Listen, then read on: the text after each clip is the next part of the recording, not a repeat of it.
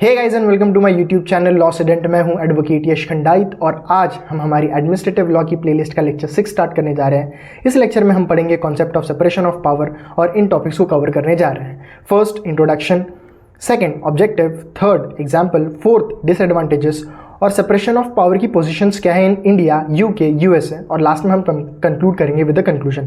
तो ये topic exam perspective से बहुत ज़्यादा इंपॉर्टेंट रहने वाला है, इसलिए सबसे पहले हम बेसिक आइडिया देख लेते हैं सेपरेशन ऑफ पावर का। तो सेपरेशन ऑफ पावर कहता है कि जो लेजिस्लेचर है वो सिर्फ लॉज बनाएगा, उन लॉज को इंप्लीमेंट करेगा एग्जीक्यूटिव और उन लॉज को इंटरप्रेट करेगा जुडिशरी। तो इसका ऑब्जेक्टिव क्या है ऐसा करने के पीछे? तो जब कभी भी सेपरेशन ऑफ पावर्स रही, मतलब पावर्स तीनों ऑर्गन्स में सेपरेटली डिवाइडेड रही, तो मिसयूज़ होने के चांसेस कम हो जाते हैं, क्योंकि अगर एक ही इंसान के पास में सारी पावर्स दे दी जाए तो मिसयूज़ के चांसेस बढ़ जाएंगे। तो ये क्या प्रमोट करता है? तो बेसिकली ये चेक एंड बैलेंस प्रमोट कर रहा है और ये भी इंश्योर कर रहा है कि जो हर एक ऑर्गन्स है, मतलब लेजिस्लेचर, जुडिशरी, एग्जीक्यूटिव, हर एक ऑर्गन इंडिपेंडेंटली अपने फंक्शंस को परफॉर्म कर पाए। अब हम इसे एक एग्जाम्पल के साथ में समझ लेते हैं। This is just for your educational purpose. इसे प्लीज़ आप जाके एग्जाम में उतार के मत आइएगा। अगर आपने नायक मूवी देखी है 2001 में, तो उस फिल्म में अनिल कपूर का जो कैरेक्टर है उसका नाम है शिवाजी। तो उसे एक दिन का चीफ मिनिस्टर बनाया जाता है। तो उस दिन वो करप्शन के खिलाफ तुरंत एक्शंस लेता है, ऑफिसर्स को सस्पेंड करता है, लॉस को इंप्लीमेंट करता है, लॉस को रिफॉर्म करता है। तो इस मूवी में शिवाजी के पास में लेजिस्लेचर, एग्जीक्यूटिव, जुडिशरी तीनों की पावर दिखाई गई है। तो यहाँ पे सेपरेशन ऑफ पावर का कॉन्सेप्ट तो बैठ ही नहीं रहा है, क्योंकि सेपरेशन ऑफ पावर के कॉन्सेप्ट के हिसाब से लेजिस्लेचर लॉज बनाएगी, एग्जीक्यूटिव उन लॉज को इंप्लीमेंट करेगी और जुडिशरी उन लॉज को इंटरप्रेट करेगी। क्योंकि रियल लाइफ में ये डेमोक्रेसी में सेपरेशन ऑफ पावर का कॉन्सेप्ट होता है, लेकिन जो शिवाजी को तीनों पावर्स का इस्तेमाल करते हुए दिखा दिया गया है ताकि रिजल्ट जो है वो फास्ट दिखाया जाए। लेकिन डेमोक्रेसी में सेपरेशन ऑफ पावर का कॉन्सेप्ट होता है और ये ज़रूरी भी है ताकि पावर का मिसयूज़ ना हो। समझिए, अगर शिवाजी उस मूवी में हीरो ना होता तो फिर उसके जो मिसयूज़ ऑफ पावर के चांसेस है वो बढ़ जाते हैं ना। ठीक है, अब हम देखेंगे separation of power exam perspective से उसका मीनिंग आप क्या लिखोगे। तो सबसे पहले आप ये लिखना कि concentration of power in one hand leads to tyranny. जैसे कि हमने देखा कि अगर किसी एक इंसान के पास में सारी पावर दे दी जाए तो मिसयूज़ के चांसेस बढ़ जाते हैं। Second, to protect liberty power should be divided among independence bodies. जो भी हमारी बॉडीज़ हैं, लेजिस्लेचर, एग्जीक्यूटिव, जुडिशरी, उनमें पावर का डिस्ट्रीब्यूशन होना बहुत ज़्यादा ज़रूरी है, क्योंकि ये इंश्योर कर रहा है कि हमारी लिबर्टी जो है वो प्रोटेक्टेड रहे। Third, each organ should perform it's functions without interfering in the work of the other organ. इसका मतलब है कि जो हमारे ऑर्गन्स है, लेजिस्लेचर, एग्जीक्यूटिव, जुडिशरी, वो अपना काम खुद कर पाए बिना किसी इंटरफेरेंस के। यानी जब कोई भी ऑर्गन अपने फंक्शन को परफॉर्म कर रहा है तब बाकी के फंक्शंस उसे अपना काम करते वक्त इंटरफेयर नहीं करेंगे। अब हम देखेंगे एग्जाम्पल। अब ये एग्जाम्पल आप एग्जाम में लिख के आ सकते हो, प्लीज़ नायक मूवी वाला एग्जाम्पल मत लिखना। Suppose the parliament, legislature make a law, the police, executive enforces it, and the court, judiciary, decided the dispute arising from it. If a judge start making a law or a minister start delivering judgment, it would violate the principle of separation of power. हम सब जानते हैं कि जो law making body है वो legislature है हमारे इंडिया में, और जो लॉ को एनफोर्स कर रहा है वो एग्जीक्यूटिव है जैसे कि पुलिस, और जो जुडिशरी है यानी कि कोर्ट, वो डिसाइड कर रहा है जो भी डिस्प्यूट अराइज हो रहे हैं। अब एक सेकंड के लिए आप अज्यूम करके देखिए कि जो हमारे जजेस हैं ये लॉ बना रहे हैं और जो हमारे मिनिस्टर्स हैं ये जजमेंट पास कर रहे हैं, तो ये वॉयलेट करेगा principle of separation of power को। तो ये एग्जांपल आप प्लीज़ लिख के आइएगा एग्जाम में। अब हम डिसएडवांटेजेस देखेंगे। तो first disadvantage is rigid system.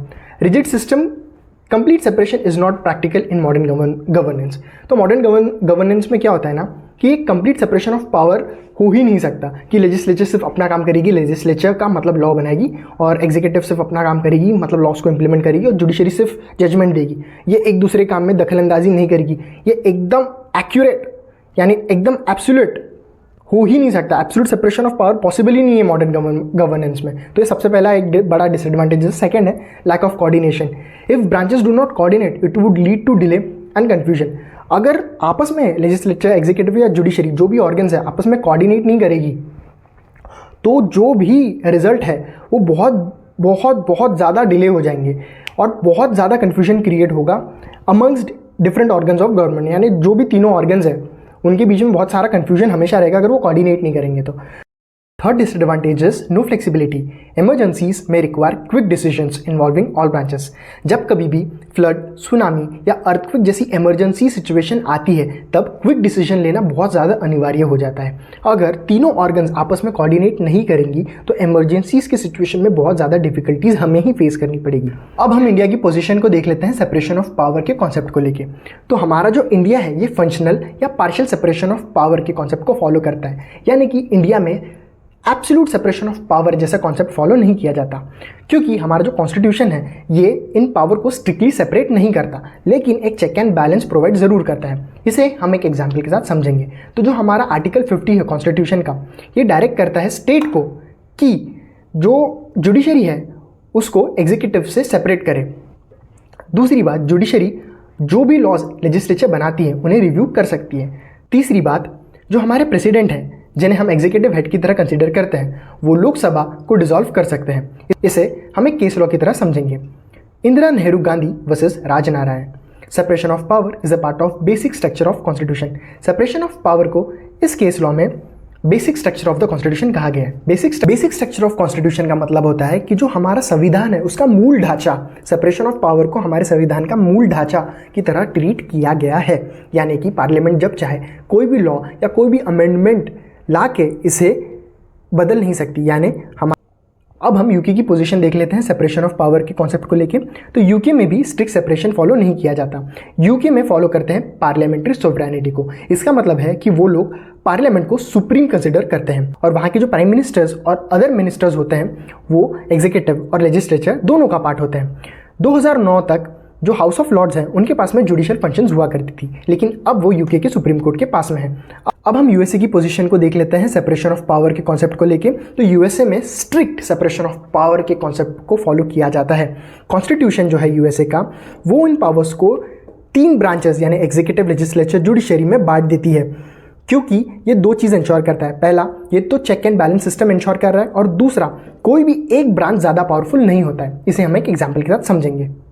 Examples, president executive can veto loss. इसका मतलब ये है कि प्रेसिडेंट किसी भी लॉ को वीटो कर सकता है, यानी अप्रूव ना करके वापस भेज सकता है।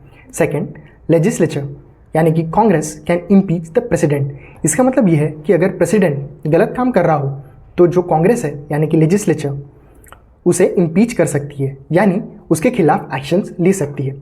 Third, supreme court judiciary can declare law unconstitutional, यानी कि जो सुप्रीम कोर्ट है, जुडिशरी है, वो किसी भी लॉ को अनकॉन्स्टिट्यूशनल डिक्लेयर कर सकती है अगर वो कॉन्स्टिट्यूशनल के खिलाफ हो तो। अब जैसे कि मैंने आपको पहले भी बताया कि ये जो कॉन्सेप्ट है सेपरेशन ऑफ पावर का, ये एग्जाम पर्सपेक्टिव से बहुत ज़्यादा इंपॉर्टेंट रहने वाला है। तो हमने हमारे आंसर को स्टार्ट किया विद द इंट्रोडक्शन, जो कि हमने इस वीडियो में पहले कवर कर लिया, इसलिए हम इसे एंड भी विद द कंक्लूजन करेंगे। इससे जो एग्जामिनर है उसके ऊपर एक सॉलिड इंप्रेशन पड़ेगा। तो आप कंक्लूजन में 2 लाइन में ये लिख सकते हो कि ये जो सेपरेशन ऑफ पावर का कॉन्सेप्ट है ये डेमोक्रेसी को बनाए रखने के लिए बहुत ज़्यादा ज़रूरी है। इससे रूल ऑफ लॉ मेंटेन होता है और पावर का कॉन्सेंट्रेशन किसी एक के पास में नहीं होता। जहाँ यूएसए इस प्रिंसिपल को स्ट्रिक्टली फॉलो करता है, वहीं इंडिया और यूके जैसे कंट्रीज़ एक फ्लेक्सिबल और प्रैक्टिकल अप्रोच फॉलो करते हैं ताकि गवर्नेंस इफिशिएंटली हो सके।